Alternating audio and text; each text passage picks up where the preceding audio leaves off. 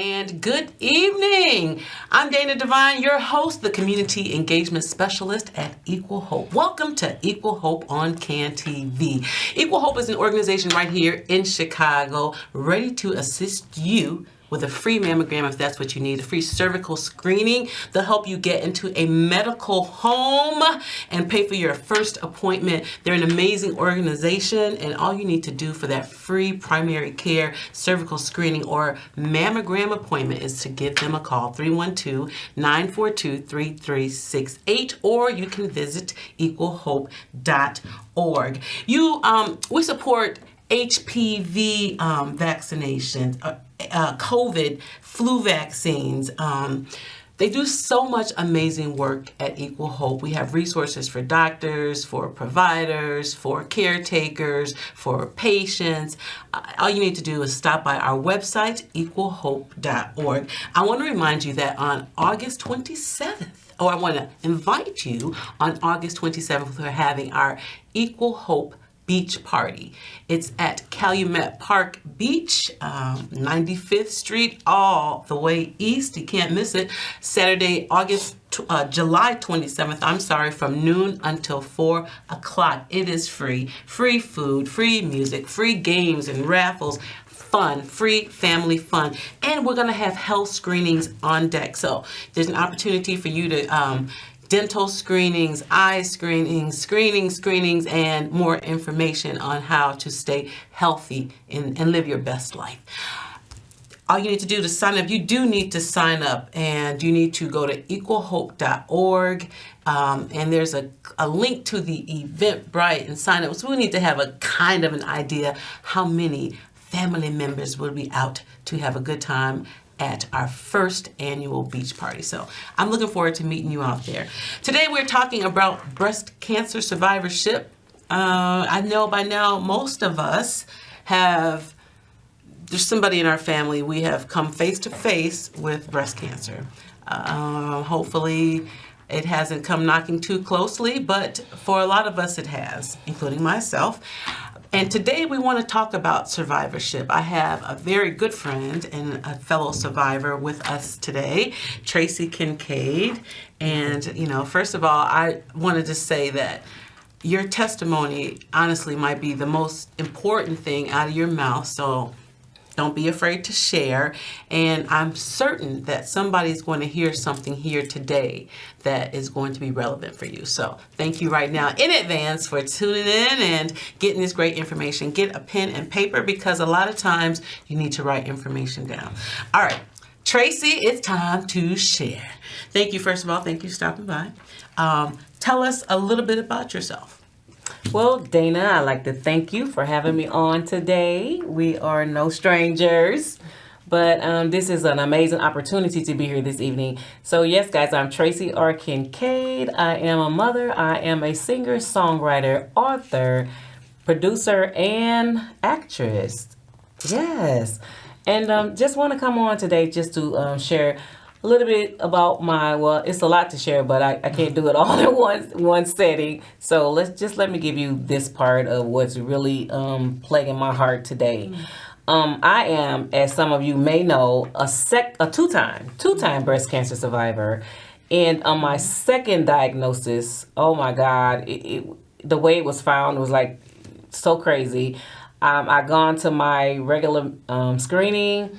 They didn't find anything on my mammogram.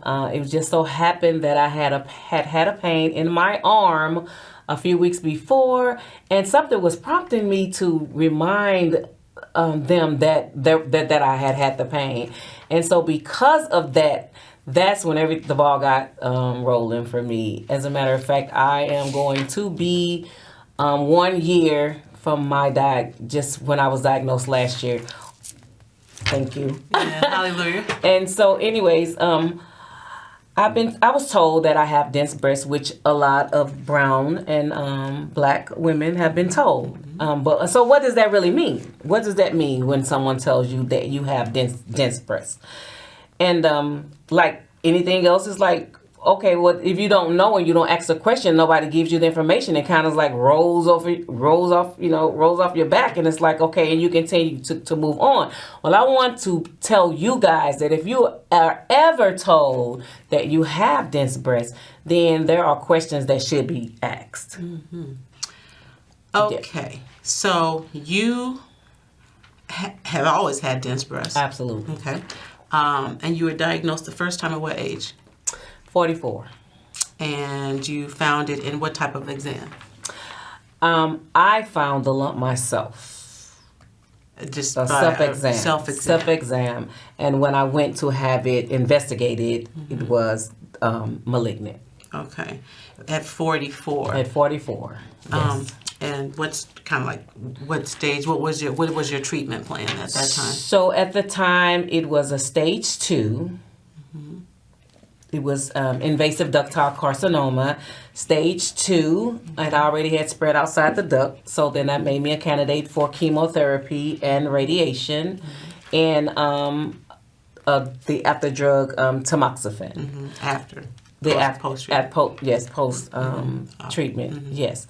And so I went through that, and I was told year after year after year after year that I was cancer free.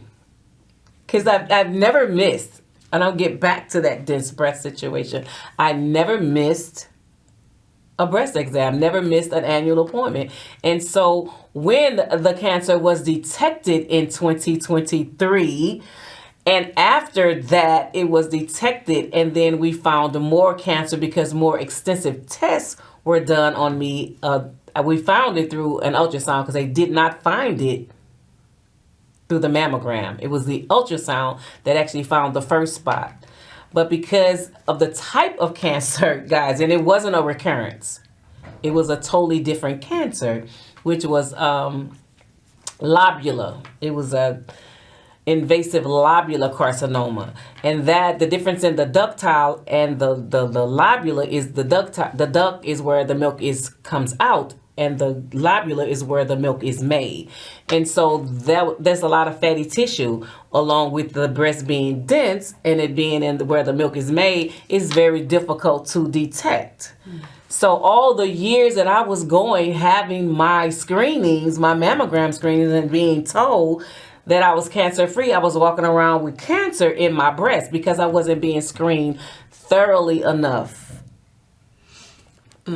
And I want to kind of wrap this up because it can become quite lengthy. But after all of that and having to lose my breast, the amount of cancer that was found in my supposedly cancer-free breast was more than 6 centimeters. And that's just to go to show you how long that cancer had been there and how much cancer was in the breast. And I'm just fortunate to be alive today to be able to tell the story because it was only a stage 1. So I did not have to have chemotherapy or radiation, and I'm thanking God for that every day. It was the same breast though, right? No. The same no, other side. The other breast, yes. So the first diagnosis was in my right breast, and the second diagnosis was in my left breast, and I had to have it removed. Okay. Yeah. So stage 2, first time, stage 1, second time. Yes. And you only were able to detect the cancer because you had a pain in your arm. Because I had a pain. What type of pain? So one Sunday evening, I remember the day of the week it was. One Sunday evening, I had this really on the side of my arm, I just had this pain. I don't know where it came from. I don't know why it was there. It just came, and it was enough to make me pay attention. It's like my arm is hurting so bad. Like, why? It was frightening because it wasn't like it was excruciating pain, but it was enough to make me pay attention. And at the same time, I was having a pain on my foot, on the same side of my left foot, in the area closest to my baby toe. And then the pain in my arm, and it was like, oh my God, what is this? What is this? What is going on? And so I was already preparing for my annual screening, and the appointment had already been made and everything. And so I had spoken with my primary care physician about the pain in my arm, and because there really wasn't that much she could do about it at the time, and I'm a breast cancer survivor, so all that was kind of going together. And I had the appointment, so I kind of had to wait. So it was like this waiting game to find out, like, why is this pain? And how long did you have to wait? it was about a month. It was about a month that I waited. And so I was constantly trying to remind myself to mention it to the technician when I got to the screening. Because you don't see the doctor right away. You see the technician. And so I believe at that time I was getting ready to get dressed to go home to prepare for another year, because they didn't see anything on the mammogram. And I'm sorry. And so then I said to her, I said, oh, by the way, I had a pain. And I didn't say on the side of the arm. I actually said under the pit of my arm. And that raised the red flags. And she went and talked to the radiologist. And that's when they came back and said, well, we want to look a little bit closer. Let's look at your lymph nodes and see if there's anything going on there. Yeah. And the weird thing about it, Dana, is there wasn't anything going on in my lymph nodes. They couldn't find anything in my lymph nodes either. So there was no lymph node cancer? No lymph node cancer at all. They looked and they looked and they looked. Nothing seemed suspicious. Nothing looked, concerning. But what happened is, because I did have 2 calcifications, so I call this a problem breast anyway. 2 calcifications in that breast. She went down the side, and that's where she actually saw the spot. Yeah. And they can only detect that one spot with the ultrasound. So I had to go get MRIs that was able to detect the other cancers that they found. And even with having the MRIs, it goes deeper. Even with having the MRIs, they still did not detect all of the cancer. So once the breast was removed, they further tested the tissue and found way more cancer than any test. Yeah. So back again, ladies, if you're being told that you have dense breasts, I really believe that we should fight for the right for that to be a condition. Wow. That speaks to so many things. Yeah. One, self-examination is very important. Yes. I found a little lump just shaving under my arms. Mm-hmm. 2 is so you know thy body, but you didn't have any symptoms the first time. No. And only a pain the second time. So the second thing is the self-advocacy. When you have to sometimes, fortunately, she spoke up for herself and then said, oh, by the way, which sometimes, I remind people you have to write your questions down, almost maybe put it in your phone when you have that first pain, and have a short list that you're going to have when you go see your doctor at your next appointment. That's planning ahead. Yes. However, understanding that your voice is, they don't know your body. If you have a pain, the doctor doesn't know you have a pain. Absolutely, unless you tell them that you have a pain. And then, I'm so glad, Tracy, that you spoke up for yourself. Yeah, I oftentimes say I'm a veteran at this thing, and even having been in the game for almost 15 years, I probably shouldn't really go by myself. I'm just a loner, and I like being by myself in those type of situations. But I always encourage women not to even go alone, to take someone with you, because sometimes those words can just become so frightening. You become paralyzed. You just don't. You go in one way and you come out another way, and sometimes your issues are not even being resolved because you haven't asked the right questions. And you. So I'm agreeing with Dana again. You should write those things down. If you don't have someone to go with you, then just, try to make you a checklist, and, they actually work for you. So you don't work for the doctors. They work for you. So your time is as valuable as their time. So allow yourself, the time to be treated. Yeah, right. The typical appointment is 9 to 13 minutes. Yeah. So write those things down. Yeah. Tracy, So you had a mastectomy? Yes. On two sides? No. Just the one. One side. I had a Lumpectomy, lumpectomy, and then a mastectomy. mastectomy, yes. What, in your opinion, what was your most challenging part of the treatment? Because you did not have chemotherapy. I did not have chemotherapy. Either time. Yes. No, the first time I had chemotherapy and radiation, I had 8 rounds of chemotherapy, radical, and about 40-something rounds of radiation and tamoxifen. And with the lumpectomy? With the lumpectomy. Because it was a stage 2 and it had spread outside the duct. And let's back that up a little bit. And just so that you guys know, and I'll be transparent with you, and it's not a story that I like telling, but it's important. When I found the lump in my breast, I procrastinated for quite some time. And I can't, honestly, to be honest with you, I can't even remember how long it was before I actually went to get an appointment to get a mammogram. But I do believe that early detection saved lives. I do believe that had I done something when I first found the lump, I may have been able to avoid chemotherapy and radiation. But I waited, and it was a good little while. It was over a year? It was over a year. It was definitely over a year. And I, as much as I hate telling that part of the story, because that's not glamorous, I know I'm not the only one. So I am talking to you. Yes, ladies, I am talking to you. You know that you have found that lump. Just go get it checked. Or something doesn't feel right. Or maybe there's a discoloration.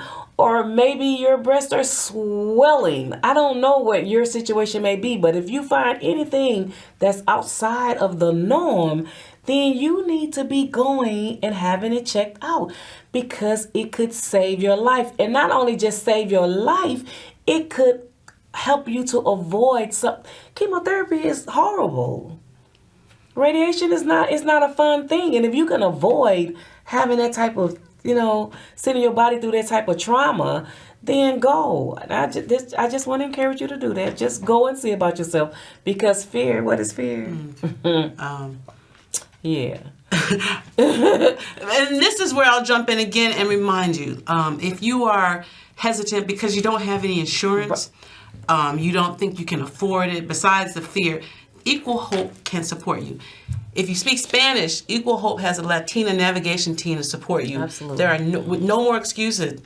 No more excuses. I have personally taken women to one young lady. She said, I got it. I know I have cancer. I saw her out at a festival. Long story short, she was like, but I'm not going to check on it. I said, please, I'll pick you up. I ultimately picked her up. We went to, at the time, it was Mercy when they were still open, and she didn't have cancer. So she was paralyzed. She was sure about something, and it turned out that she was wrong. So don't let fear get in the way of don't deny, verify, as one of my good coworkers always says, and that is the truth.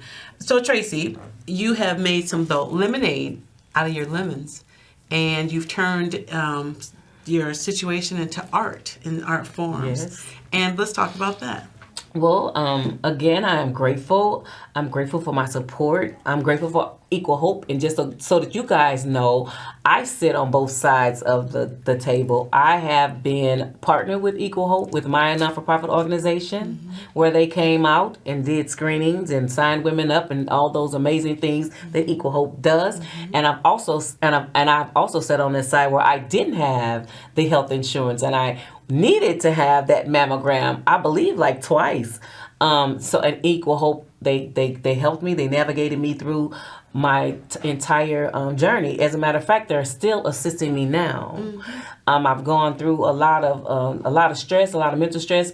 People just don't get it when you're going through. You need support too, and you're helping other people. So sometimes, when people like Equal Hope, organization like them, step in and offer me a ride to my doctor's appointment and take that stress off of me. Yeah. They have no idea what that has done, the peace of mind that has given me and my family, just offering that type of support. So with that being done, I can focus on my art. and my writing and my singing and my acting. And she's doing all these things. And tell us about the book. And so, yes, and my latest venture, well, one of them, there have been several, but one of them is I have shared my story in another book anthology that is called The Breast Is Yet to Come. It was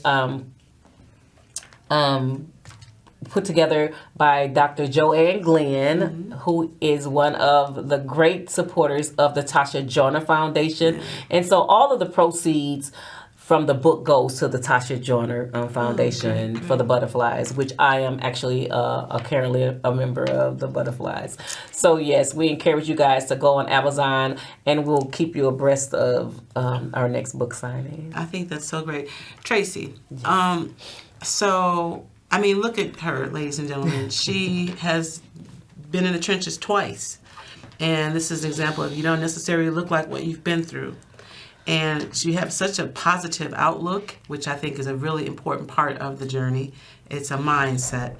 But Tracy, what do people get wrong about breast cancer? And what is the most important thing for our audience to know? Well, in many, breast cancer is not always a death sentence, number one. But in many cases, it may be. So what I focus on for myself personally is that you should just live your best life. While you can. No one know, we don't know when our time is up. And so while God, allows us to wake up and give us that breath of life, we should be about doing something positive in the world. It's like, you reap what you sow. So you put out that good energy, you get that good energy back. And just to be kind to one another. Like I said, breast cancer is not always a death sentence. And so, you don't have to feel stigmatized because of it. I mean, it is what it is. I mean, a lot of women, and I understand it, and I respect a lot of women don't come forth and won't talk about their stories, and that's all right. But I'm here, and I'm willing to share mine to be of an encouragement to help someone else along the way. That could be you. That could be you. And Tracy is in a television series called Seasoned. She didn't say it, but you can find it on Tubi, I think. It is online. Yes. And she has a song. It's an awesome song. It's My Season. For me. For me. Yes. And so I just want to let you know. And how can they find you online, Tracy? Oh my gosh. I am Tracy R. Kincaide, and that's Kincaide with the E. And my first name, is Tracy, Tracy. And you can find me across all social media platforms as Tracy R. Kincaide. You can also visit my website at tracyrkincaide.com, where you can see where, you can follow me there, my acting career, about my book. One of my books that is there, When Warriors Talk, God Listens. That is the first anthology that I was a part of. And also my music, which can be downloaded on all major streaming platforms, Apple, Spotify, Amazon, Pandora, anywhere there is digital streaming, so you can find it. I do have music. It is The Time Is Now, and for me is a theme song for Season, and so I'm really excited about that, and I'm very proud of myself that I was actually able to pull that one off. Well, listen, I just want to thank you, Tracy, for sharing your testimony. I want to thank you for taking the time out to listen to the testimony. I'm reminding you that join us on July 27th for our Calumet Park Beach Party, 95th, all the way east on the beach.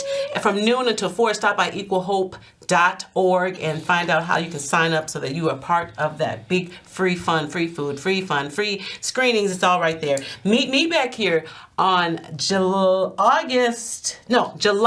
23rd. We're going to be talking probably more about breast cancer survivorship. I think we need to get in there and just remind ladies, there's no reason, breast cancer is highly researched, no reason for you to be walking around with no breast cancer nowadays. You should be, especially if you're over 40 and screening. If you're under 40 and you have a family history, you should still be screening. But pay attention, ladies. Thank you for joining me. Thank you, CanTV. Thank you, Equal Hope. Thank you, Dr. Thomas. Thank you, Leilani. Thank you, Tracy. And most importantly, thank you.